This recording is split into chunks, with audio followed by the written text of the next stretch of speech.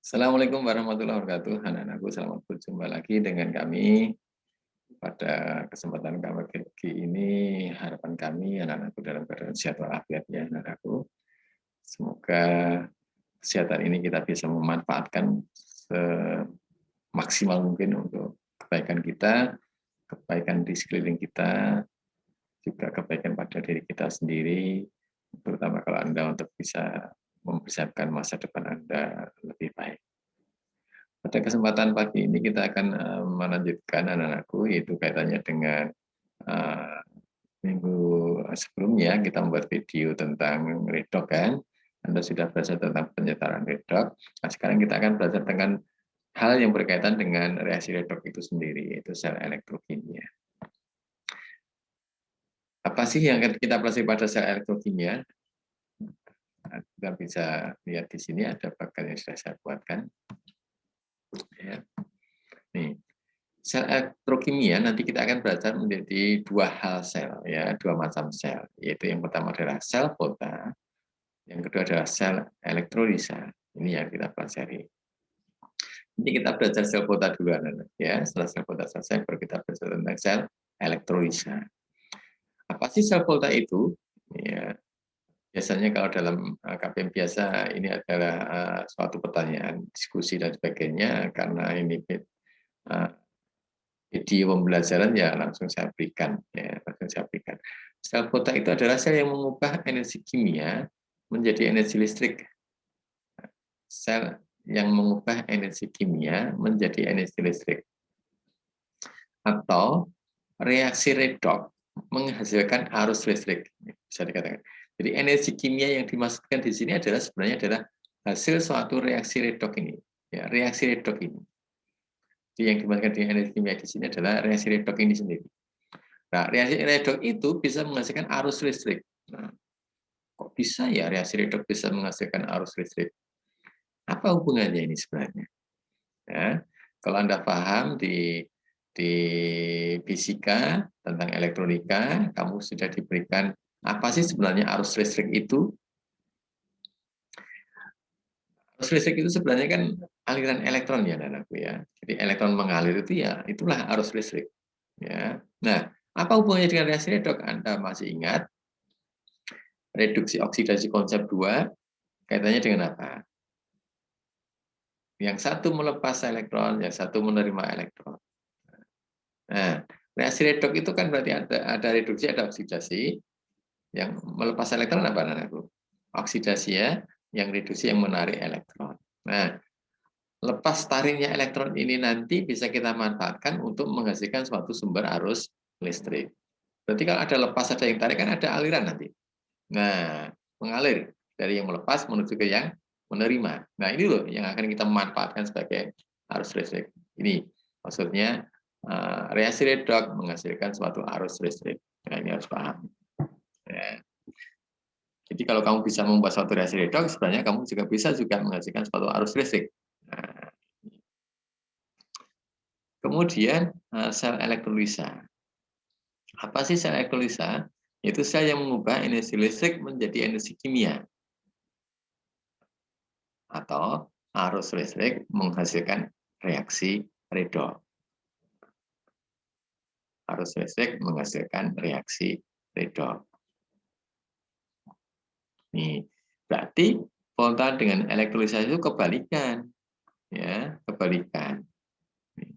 Kalau volta itu kimia jadi listrik, kalau elektrolisa itu listrik jadi kimia. Listrik jadi kimia. Kalau dalam kehidupan sehari-hari, kamu bisa menjumpai ini dengan mudah. Contoh sel volta atau kimia menjadi listrik. Sebenarnya apa contohnya? Contohnya adalah baterai. Nah, baterai itu nanti kalau kamu gunakan, itu mengubah energi kimia. Baterai itu kan bahan kimia di dalamnya. Ya, nanti juga akan kita bahas tentang materi contoh-contoh sel volta dalam kehidupan ini. Seperti apa sih reaksi yang ada di dalamnya dan bahannya apa sih yang dipakai.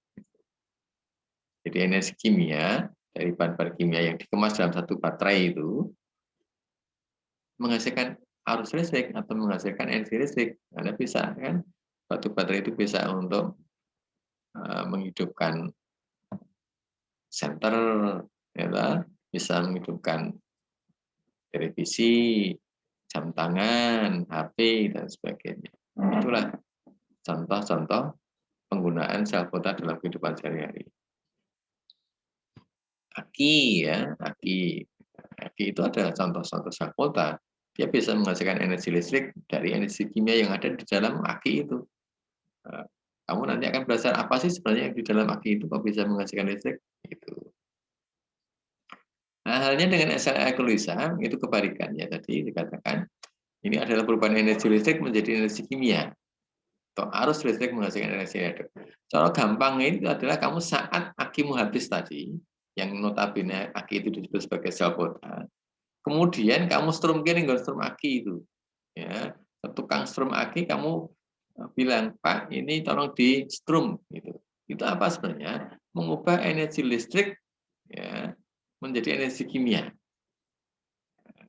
Jadi akinya itu dicas gampangnya gitu. Sama halnya kamu ngecas baterai HP, sama itu prosesnya. Ya, baterai HP dicas, aki disetrum, itu adalah terjadi di sana perubahan energi listrik menjadi energi kimia.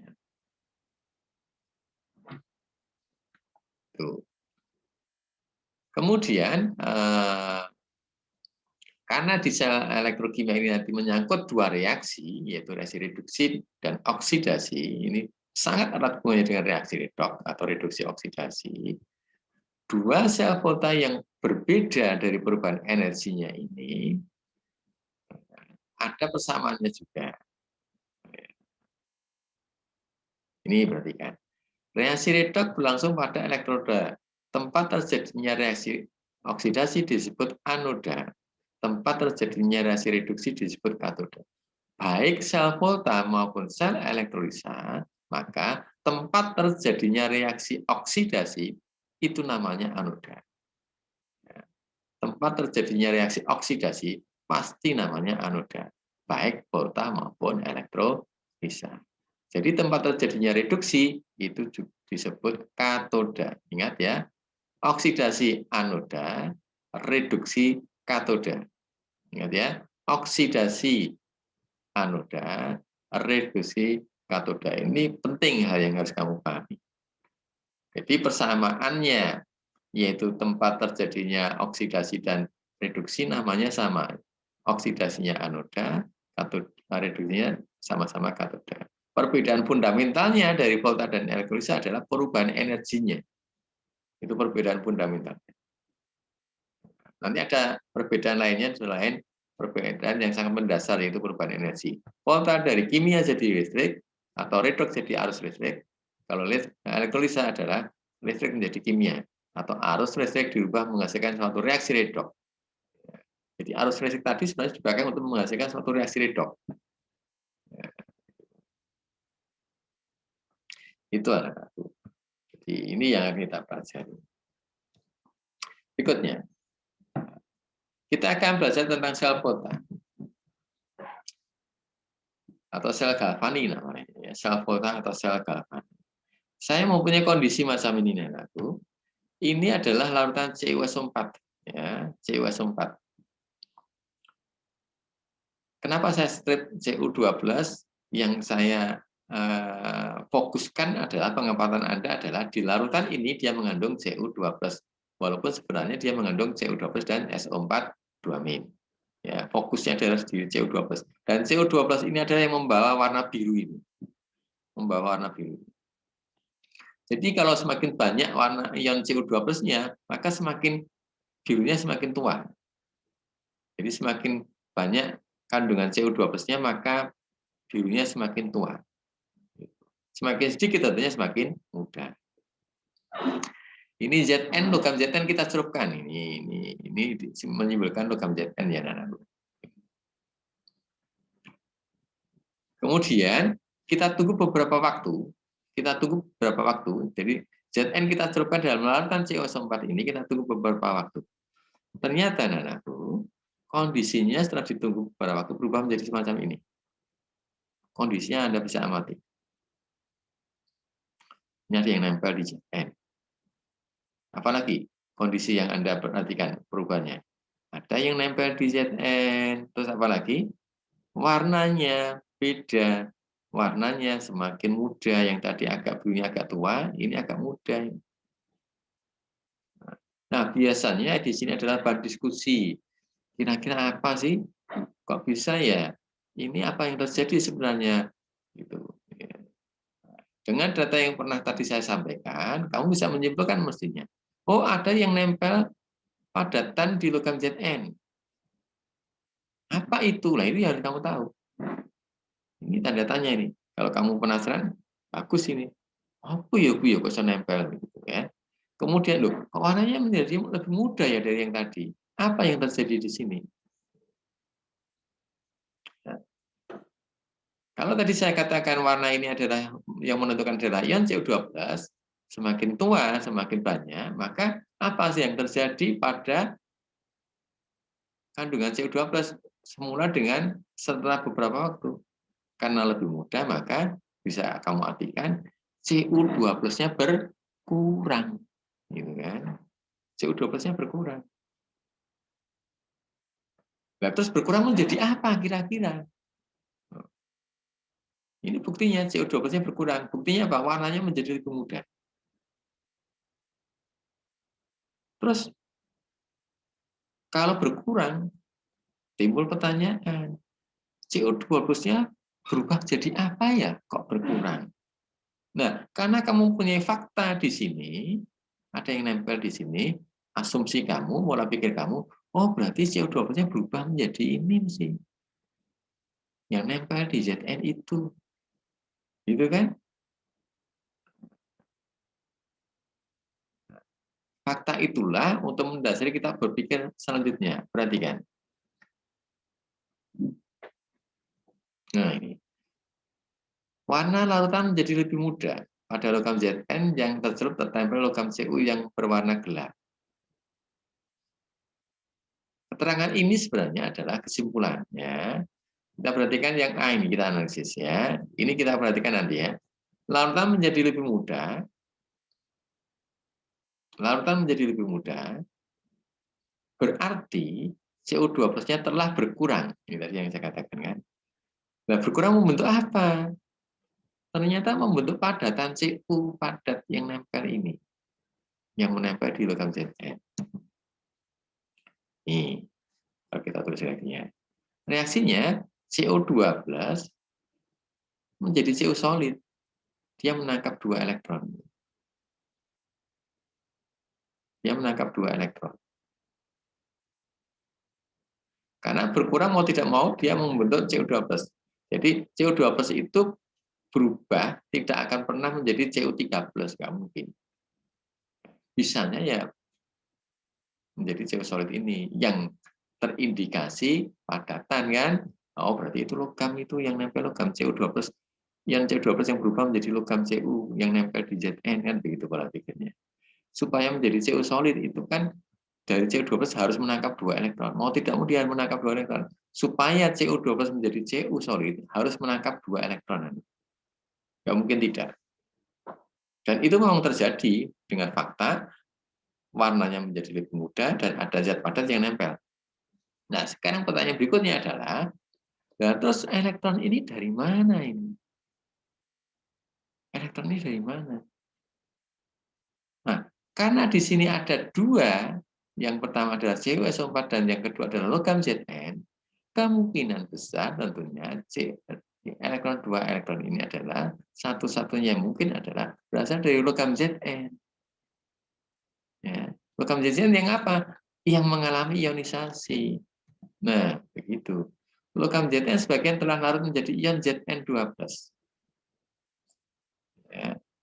Maka reaksi yang terjadi adalah Zn solid yang tadi padatan ini akan menjadi Zn2+ plus 2 elektron. Loh, ini loh yang akan dipakai tadi ditangkap oleh Cu2+ yang ada di sini, kemudian nempel di sini.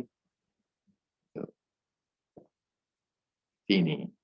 Zn solid menjadi Zn2+ aqua plus 2 elektron. Jadi Cu menangkap elektron dari Zn. untuk membentuk CU solid sehingga mengendap tertempel. Zn sebagainya larut. Ya ini Zn-nya ini kelong ya. Di dalamnya ini ada yang terkikis begitu membentuk Zn2+ sambil melepas 2 elektron yang ditangkap oleh CO2+ membentuk CO solid yang nempel ini. Nah, ini kan ada serah terima elektron ya. Ada serah terima elektron. Zn melepas elektron ditangkap oleh CO2+. Inilah kalau kamu bisa memanfaatkan. Maka dari keterangan ini ya, dari Cu2+ menangkap 2 elektron membentuk CO solid nempel di sini. Zn terkikis larut bagian membentuk Zn2+ plus 2 elektron. Jadi elektronnya ini yang ditangkap oleh Cu2+ ini. Ini ya. Kemudian kita bisa membuat suatu kesimpulan. Kita langsung saja. Terjadi reaksi redox ya. Terjadi reaksi redox. Perhatikan. Ini Zn menjadi Zn2+ plus 2 elektron. Ini yang oksidasi. Terus elektronnya ditangkap oleh reduksinya Cu2+ plus 2 elektron menjadi Cu ya. Elektron di kanan oksidasi, elektron di kiri reduksi. Ini yang terjadi. Adanya reaksi redox. Terjadi aliran elektron dari Zn ditangkap oleh Cu2+. Nah, ini jelas ya, elektron ditangkap oleh Cu2+. Nah, ini yang penting, poin C ini. Jika reaksi reduksi dan reaksi oksidasi dipisahkan dan aliran elektron dilewatkan suatu kawat penghantar, maka akan terjadilah arus listrik. Ini loh nafasnya sel volta. Kita memisahkan reaksi reduksi dan reaksi oksidasi, kemudian melewatkan aliran elektron tadi pada kawat penghantar.